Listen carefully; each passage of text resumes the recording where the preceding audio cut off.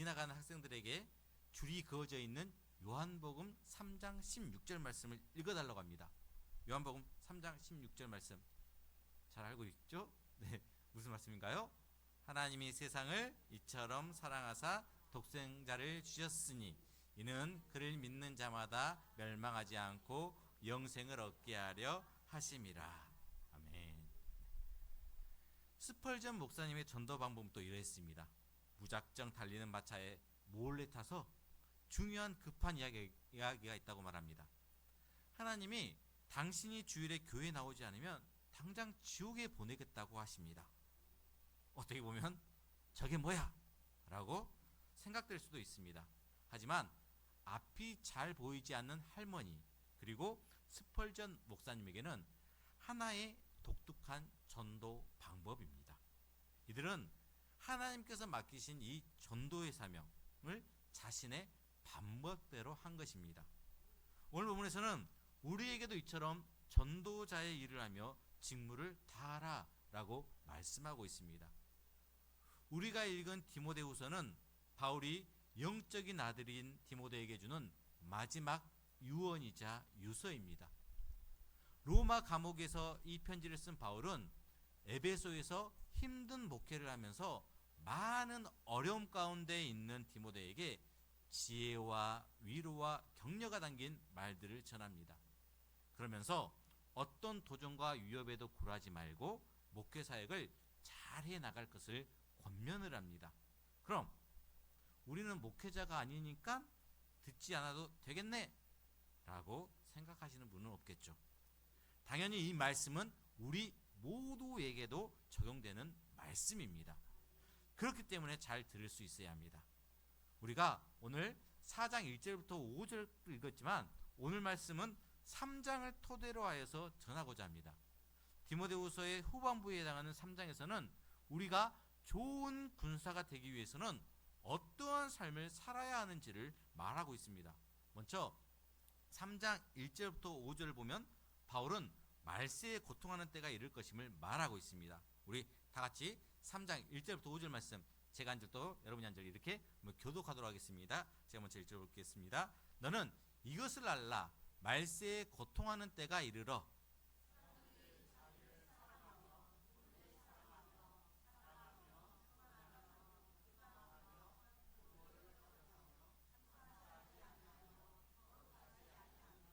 무정하며 원통함을 풀지 아니하며 모함하며 절제하지 못하며 사나우며 선한 것을 좋아하지 아니하며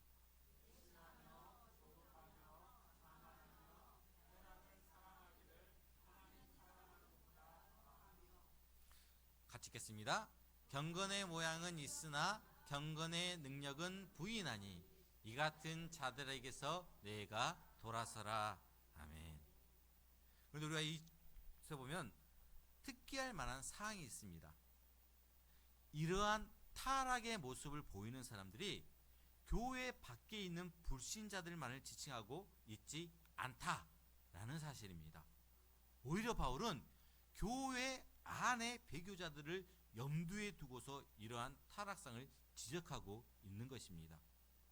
이렇게 보는 것이 자연스럽습니다. 왜냐하면 4절을 보십시오. 쾌락을 사랑하기를 하나님 사랑하는 것보다 더하다라고 합니다. 즉 하나님과 연관이 없는 자들이 아니라 하나님과 연관된 자들임을 알 수가 있습니다. 그런데 배교자라고 해서 교회를 배신한 사람들로 오해해서는 안 됩니다.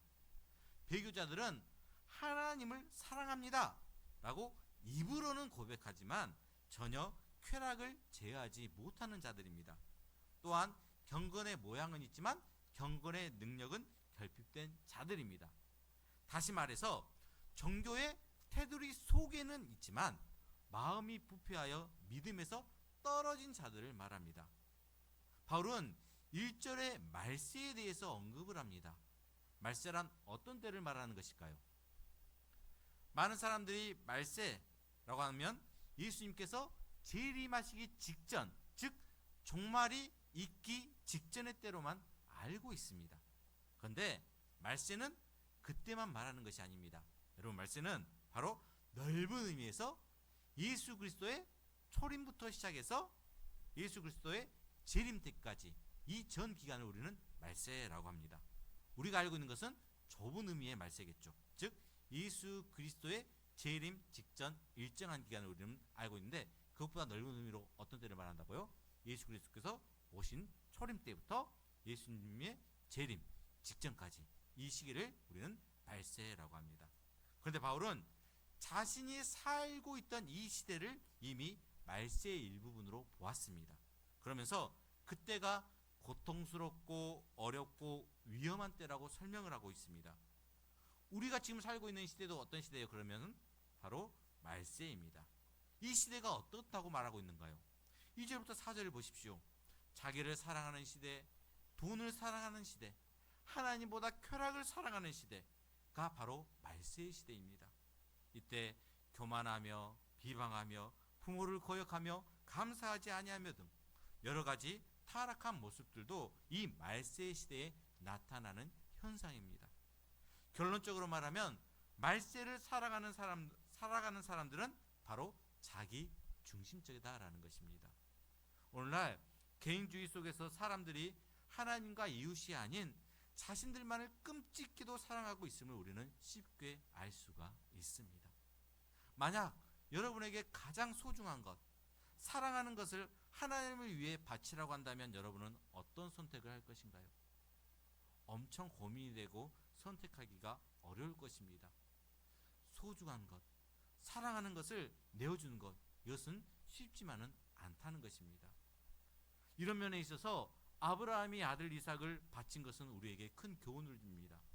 100세 때 얻은 귀한 아들입니다.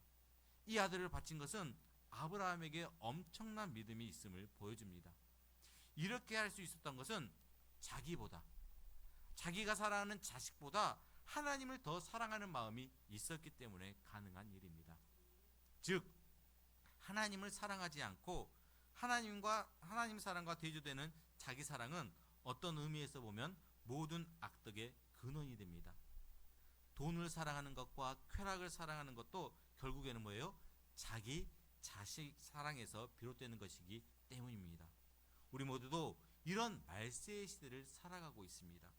하지만 우리는 이런 모습과는 당연히 구별된 삶을 살 수 있어야 합니다. 자기 사랑으로 인한 자기 중심적인 삶에서 벗어나서 하나님만을 사랑하는 하나님 중심의 삶을 살아가야 한다는 것입니다. 예수님의 대속적 죽음으로 구원받은 우리가 마땅히 예수님을 위해 예수님 중심으로 살아가야 하는 삶, 이런 삶을 사는 것은 당연한 것 아닌가요? 날마다 하나님을 사랑하는 마음을 가지고 하나님 중심의 삶을 살아가는 우리 모두가 될 수 있기를 바랍니다. 또한 바울은 5절에 보면 이 시대는 경건의 모양은 있으나 경건의 능력은 부인하는 시대라고 말합니다. 무슨 말인가요? 경건의 모양만으로는 진리에 이를 수가 없다는 것입니다. 외적으로는 교회 생활을 하는 사람처럼 보입니다. 하지만 하나님에 대한 믿음과 올바른 신앙이 없어서 구원에 대한 확신이 없는 사람이 있습니다. 매주 교회에 나와서 예배를 드립니다. 예배 시간에 교회 의자에 앉아서 음악에 맞춰 찬송을 부릅니다. 그리고 목사님의 설교를 듣습니다. 그런데 예배에 참여한 모든 이들이 다 진리에 이르지는 못한다는 것입니다. 왜 그럴까요? 믿음이 없이 형식적으로 예배를 드리기 때문에 그렇습니다. 즉 경건의 모양만 있기 때문입니다. 우리는 이 사실을 명심하고 형식적인 예배가 아닌 온전한 믿음의 예배를 드릴 수 있어야 할 것입니다. 바울은 5절에 이런 사람들, 즉 자기만을 사랑하는 사람들과 경건의 능력이 없는 자들에게서 돌아서라 라고 말합니다. 이런 사람들을 잘 분별하여서 멀리하고 관계를 맺지 말라는 것입니다. 여러분, 우리가 이렇게 돌아서게 만드는 자들이 되면 안 되지 않겠습니까? 우리에게 하나님과 이웃을 사랑하는 믿음과 경건의 능력이 있어서 성도들과 함께하는 그런 존재가 되어야 하는데, 도리어 경건의 모양만 있고 심지어는 자기만을 사랑해서 성도들과 멀어지게 만드는 그런 이기적인 존재가 된다면 하나님의 마음이 얼마나 아프시겠습니까? 그러므로 우리 모두 하나님을 사랑하고 경건의 능력이 있는 그런 믿음의 사람이 될 수 있기를 바랍니다.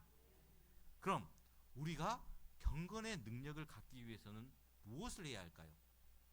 바울은 친절하게도 이에 대한 대답을 해줍니다. 바로 하나님의 사람을 온전하게 하는 성경에 머물러 있으라고 말합니다.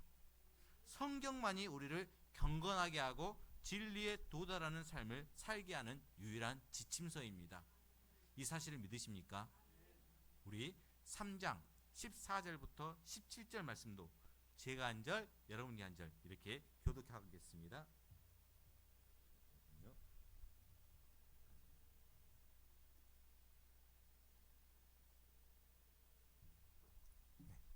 제가 먼저 14절 보겠습니다.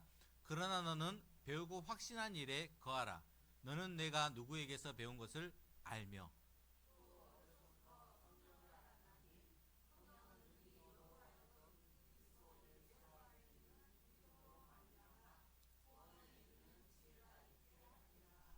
모든 성경은 하나님의 감동으로 된 것으로 교훈과 책망과 바르게 함과 의로 교육하기에 유익하니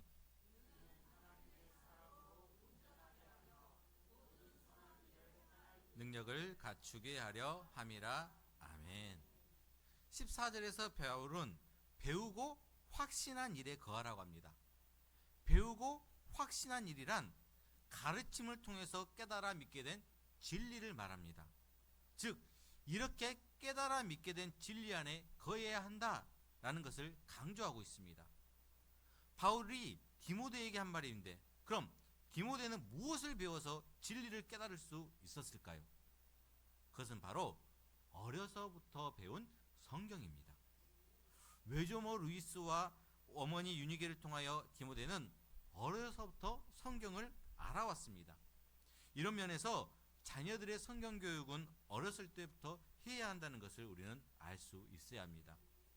자녀들이나 손주들에게 성경 교육을 통해서 하나님의 사랑으로 사람으로 성장시킬 수 있게 해줄 수 있는 우리 모두가 될 수 있기를 바랍니다. 15절부터 이제 17절을 보게 되면 진리 안에 거할 수 있는 가장 확실한 방법, 아니 유일의 방법인 성경을 우리에게 제시하고 있습니다. 즉 우리가 구원을 얻을 수 있는 방법은 이 성경 안에 있다는 것입니다. 바로 성경을 따라 살아야 한다는 것입니다. 왜 그럴까요? 첫 번째로 성경은 그리스도 예수 안에 있는 믿음으로 말미암아 구원에 이르는 지혜를 주기 때문입니다. 바울은 성경에 대해서 놀라운 정의를 내립니다. 구원에 이르는 지혜를 준다라는 것입니다. 즉 하나님의 말씀에 엄청난 능력이 있다는 것을 알려주고 있습니다. 두 번째로 성경은 하나님의 감동으로 기록된 하나님의 말씀이기 때문입니다. 하나님의 감동으로 되었다는 것, 이것이 바로 성경이 능력 있는 절대적인 이유가 됩니다. 세 번째, 하나님은 성경을 통해 우리를 교훈하시고 책망하시며 바르게 하고 의로 교육하기 때문입니다. 하나님의 영감으로 주어진 이 성경은 교훈과 책망이라는 교리를 제시해 줍니다. 그리고 바르게 하고 의로 교육해서 이를 실천하게 해 주는 것입니다. 따라서 성경만이 우리를 하나님의 사람으로 온전하게 해주고 하나님의 모든 선한 일을 행할 능력을 갖출 수 있게 해줍니다. 이 세상에서 오직 성경만이 우리를 믿음의 사람으로 변화시킨다는 것입니다. 즉 우리는 성경을 통해서 이 말세의 시대에 경건의 능력을 가진 좋은 군사가 될 수가 있습니다. 그럼 이 성경이 우리에게 말하고 있는 것이 무엇인지를 알아야지 그 말씀대로 우리는 순종할 수 있을 것 아닌가요? 성경이 우리에게 말하는 것 있습니다. 무엇일까요, 여러분들? 성경이 우리에게 명령하는 것은 바로 크게 두 가지입니다. 바로 하나님 사랑과 이웃 사랑입니다. 돈을 사랑하는 것이 아니라 자기를 사랑하는 것이 아니라 하나님을 사랑하고 이웃을 사랑하는 것이 진정한 좋은 군사의 모습이라는 것입니다. 그럼 그 사랑을 나타내는 방법으로 무엇이 있을까요? 예배, 봉사, 헌신, 구제 등 많은 방법들이 있겠지만 대표적인 방법을 오늘 말씀에는 전도라고 말합니다. 우리는 주님의 은혜로 구원받은 사람들입니다. 그런데 우리는 우리만 구원받는 것으로 끝나는 것이 아니라 어떻게 해야 되겠죠? 바로 우리가 구원받은 것처럼 여러 사람들에게 구원의 복음을 전할 수 있어야 합니다. 즉 전도자가 되어야 한다는 것입니다. 오늘 본문 4장에서는 예수님이 이 땅에 오신 목적대로 너희도 복음의 전도자가 되라고 명령하고 있습니다. 진리를 거부하는 세상 속에서 성도가 반드시 해야 하는 것, 이것은 바로 전도라는 것입니다. 하나님께서는 때를 얻든지 못 얻든지 복음을 전파하는 일에 항상 힘쓰라고 명령하십니다. 오늘 우리가 읽은 본문 1절과 2절 다시 한번 읽어보도록 하겠습니다. 같이 읽겠습니다. 하나님 앞과 살아있는 자와 죽은 자를 심판하실 그리스도 예수 앞에서 그가 나타나실 것과 그의 나라를 두고 엄히 명하노니 너는 말씀을 전파하라. 때를 얻든지 못 얻든지 항상 힘쓰라. 범사의 오래 참음과 가르침으로 경책하며 경계하며 구원하라. 아멘. 심판하실 그리스도, 그가 나타나실 것, 그의 나라를 두고 어떤가요? 예수님의 재림이 생각나게 만드는 그런 말들입니다. 바울이 이렇게 재림에 대해서 생각하게 하는 이유가 있습니다. 서두에서도 말씀드렸듯이 디모데후서는 바울이 디모데에게 주는 마지막 유언이자 유서입니다. 유언이자 유서는 죽기 직전에 쓰는 것입니다. 그리고 꼭 하고 싶은 말을 쓰거나 아니면 전할 것을 하기 위해서 씁니다. 바울은 자신의 죽음이 임박했음을 알고 마지막으로 남기고 싶은 꼭 하고 싶은 이야기를 전합니다.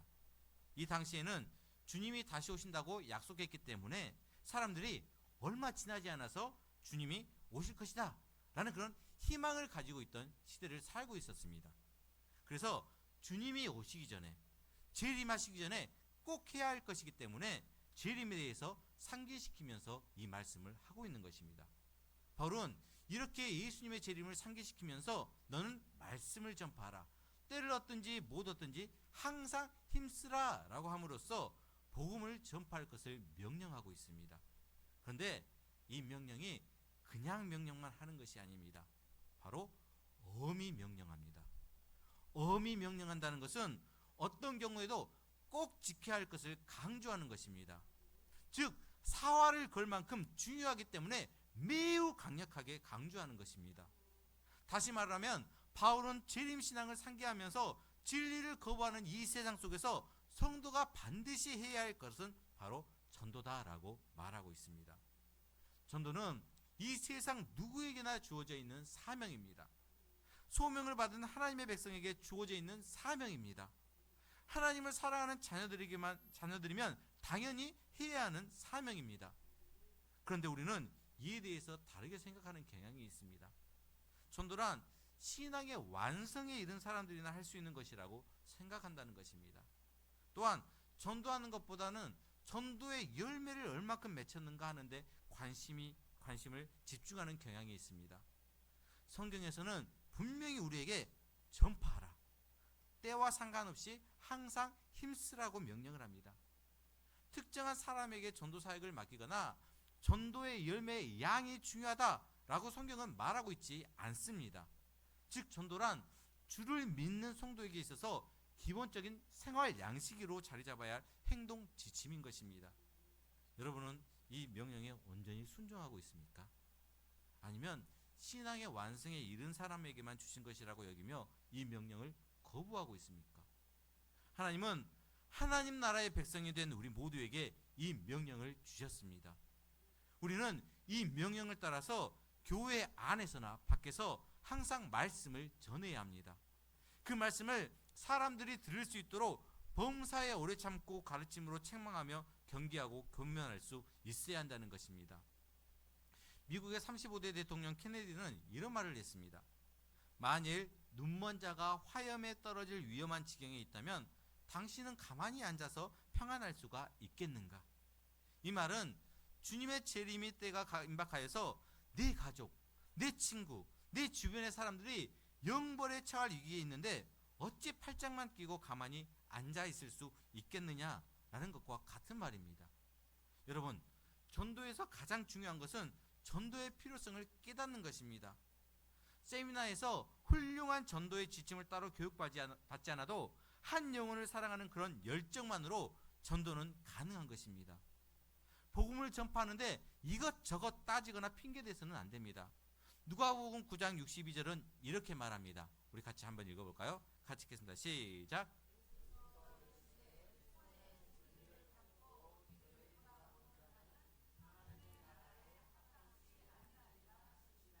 아멘. 흔히 우리는 전도를 하지 못하는 것이 시간이 없기 때문이라고 말합니다. 여러분, 주께서 도적같이 임하신다고 하셨습니다. 언제 주님이 오실지 우리는 모릅니다. 그러므로 우리는 이 재림신앙을 상기하면서 죽어가는 영혼을 구하기 위해 긴급하게 복음을 전할 수 있어야 합니다. 여기 죽어가는 한 사람이 있습니다. 이 사람은 약만 빨리 먹는다면 나을 수가 있습니다. 이 환자는 약 심부름을 맡은 사람이 지체 없이 다녀오면 충분히 살 수가 있습니다. 그런데 만일 그 심부름꾼이 우물쭈물 시간을 허비하고 환자가 죽은 후에 온다면 얼마나 애석한 일이며 비난받는 일이 아닐 수 있겠습니까? 그 환자가 나의 가장 가까운 친척이라고 한다면, 아니면 나의 가장 가까운 가족이라고 한다면 그 애통함은 배가 될 것입니다. 예전에 저의 가장 가까운 친척분이 병으로 생명이 얼마 남지 않은 상황에서 주님을 인격적으로 만남으로 인하여서 병원에서 전도하는 것을 보게 되었습니다. 삶이 얼마 남지 않았음에도 주님의 그 살아계심을 체험함으로써 주님을 전하는 것이 얼마나 소중한 것임을 그 모습을 통해서 저는 알 수가 있었습니다. 하물며 우리의 삶은 어떻습니까? 언제 주님께서 부르실지 알 수는 없지만 아직 많은 시간들이 있습니다. 삶이 얼마 남지 않은 사람들이 그 남아있는 삶 동안 전도하는 열정을 보인 것처럼 우리가 그렇게 전도를 한다면 더 많은 불신자들을 주님께로 돌아올 수 있게 할 것입니다. 복음 전파도 마찬가지입니다. 우리는 죽어가는 영혼을 살릴 수 있는 복음이란 그 약을 심부름 맡은 사람들입니다. 그러므로 이 약을 지체 없이 신속하게 전해줄 수 있어야 합니다. 우리의 게으름이, 우리의 나태함이, 우리의 망설임이 지금 한 영혼을 죽음으로 인도하고 있을 수도 있습니다. 여러분, 주위를 둘러보십시오. 여러분의 가족, 친척들, 주변의 사람들 중에는 예수님을 알지 못하는 사람들이 너무나도 많습니다. 그들에게 복음을 전하십시오. 그들을 긍휼히 여기는 마음을 가지고 꼭 주일에 교회에 가자고 한번 이야기할 수 있기를 바랍니다. 그들에게 전도하기란 매우 어려운 일인지 저도 잘 알고 있습니다. 하지만 그 모든 것 하나님께 맡기고 도전할 수 있는 우리 모두가 될 수 있기를 바랍니다. 그런데 우리가 또 알아야 하는 것은 이 전도라는 것이 바로 영적 전쟁이라는 것입니다. 불신자를 기분 좋게 하는 것이 아니라 그들에게 죄인됨을 깨닫고 그리스도의 십자가 앞에서 마음을 찔러 형제들아 우리가 어찌할꼬 하는 신음이 흘러나오게 해야 한다는 것입니다. 전도는 유의가 아니라 전쟁입니다. 마귀는 살아있습니다. 마귀의 권세를 깨면서 영혼을 건져내는 것, 이것이 바로 전도입니다. 우리 본문 3절과 4절 말씀 같이 한번 읽어보도록 할까요? 같이 읽겠습니다. 시작. 때가 이르리니 사람이 바른 교훈을 받지 아니하며 귀가 가려워서 자기의 사욕을 따를 스승을 많이 두고 또 그 귀를 진리에서 돌이켜 허탄한 이야기를 따르리라. 아멘. 말세 시대에 사람들의 귀는 듣고 싶지 않은 말을 듣지 못해서 귀가 가려운 형편입니다. 그래서 우리가 전한 그 바른 교훈을 받아들이지 않고 오히려 자기 욕심을 따라서 귀를 즐겁게 하는 선생을 따릅니다. 그리고 그 귀는 허탄한 이야기를 따릅니다. 즉 바울은 그 시대나 지금이나 사람들은 진리에 관심이 없다고 합니다. 오히려 듣기 좋은 말, 쾌락, 허황된 것에 관심을 가집니다. 여러분, 우리가 전도를 하면 사람들이 우리의 말을 잘 듣던가요? 듣는 사람이 있긴 한데 소수입니다. 반면에 듣지 않으려고 하는 사람들이 다수입니다. 그렇지 않은가요? 우리가 전도를 하려고 해도 사람들은 잘 듣지를 않습니다. 그래서 한 영혼을 죽기로 인도하기 위해서는 그만큼 인내의 시간이 필요합니다. 본문 5절입니다. 같이 읽겠습니다. 시작. 그러나 너는 모든 일에 신중하여 고난을 받으며 전도자의 일을 하며 내 직무를 다하라. 아멘. 우리는 전도하기 힘든 상황에서도 신중해야 하며 죄악된 세상과 타협하지 않고 진리 그대로를 전해야 합니다. 그리고 고난을 감당해야 할 일들도 분명히 있습니다. 하지만 우리는 전도자의 일을 하며 우리의 직무를 다할 수 있어야 합니다. 말씀을 전하는 일은 교회가 그리고 우리가 감당해야 할 중요한 사명이기 때문입니다. 여러분, 악한 세상이 두렵습니까? 담대할 수 있기를 바랍니다. 왜냐하면 주님은 이미 죄와 사망 가운데서 승리하셔서 만물의 주가 되셨기 때문입니다. 이런 주님과 우리는 함께하는 자들입니다. 이 사실을 믿고 담대하게 전도자의 직무를 잘 감당할 수 있는 우리 모두가 될 수 있기를 바랍니다.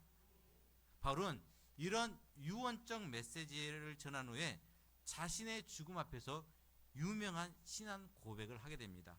우리가 잘 아는 말씀입니다. 네, 본문 바로 다음 절에 있습니다. 7절과 8절입니다. 같이 읽겠습니다. 시작.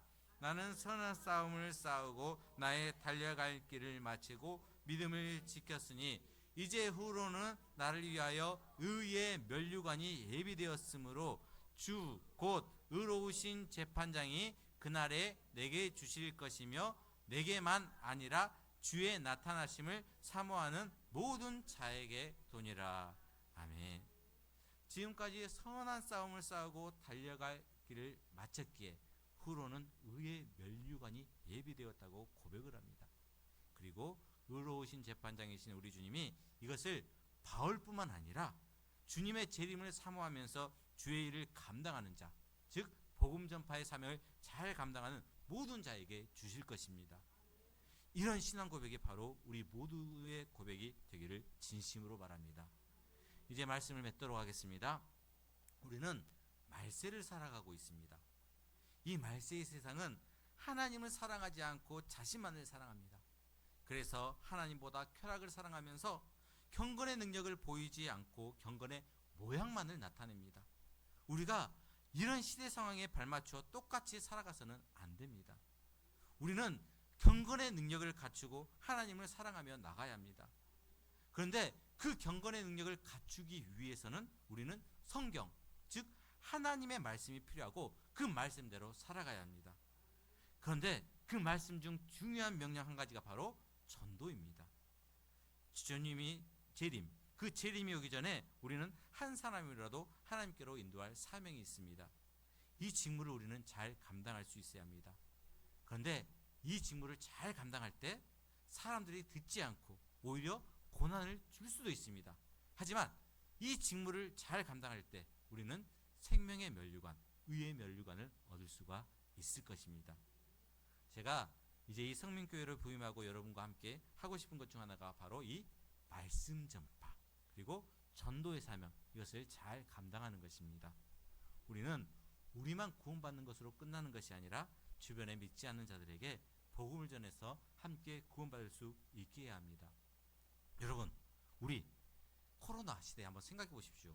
그 당시 많이 두렵고 힘들지 않았습니까? 하지만 이 코로나보다도 더 두려운 것은 우리의 주변 사람들이 예수님을 모르고 지옥으로 향하고 있다는 사실입니다.